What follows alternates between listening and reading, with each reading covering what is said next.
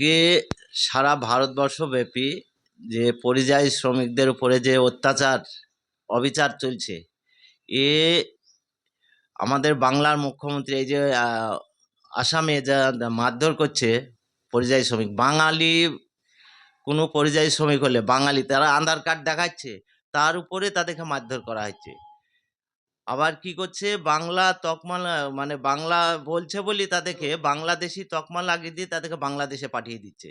এটা কি আমাদের মুখ্যমন্ত্রী সলভ করতে পারতো না? আমি মুখ্যমন্ত্রী যে পশ্চিমবাংলার মুখ্যমন্ত্রী তাকে বলতে চাই যে আসামের কত পরিযায়ী শ্রমিক আমাদের কলকাতাতে হাজার হাজার ভর্তি আছে, হাজারে হাজারে। আমরা ধর্মতলা গিয়ে দেখেছি, সেখানটাতে সমস্ত লোক সব বিদেশি, তারা কাজ করছে।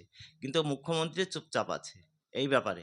যে এই যে ছেলেটা জুয়েল রানা বলে একটা ছেলেকে মেরে তার লাশ চলে আসলো, তার বাড়িতে মুখ্যমন্ত্রী গেছে আজ পর্যন্ত না? তাকে কোনো একটা সমবেদনা জানানোর জন্য গেছে? কোনো সময় যায়নি। তো এ হচ্ছে একটা আলাদা ব্যাপার। আমার জ্ঞানে বলে যে এটা সবশেষে হিন্দু মুসলিম একজোট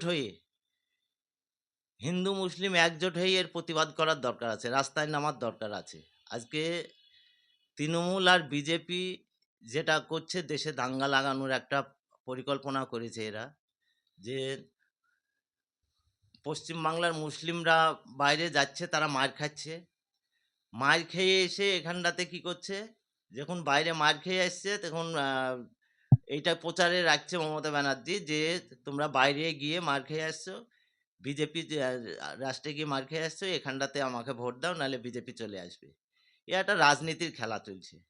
হ্যাঁ, এই রাজনীতির খেলাকে সমস্ত হিন্দু মুসলিম রাস্তায় নামার দরকার আছে, রাস্তায় নেমে এটার প্রতিবাদ করার দরকার আছে। ঠিক আছে।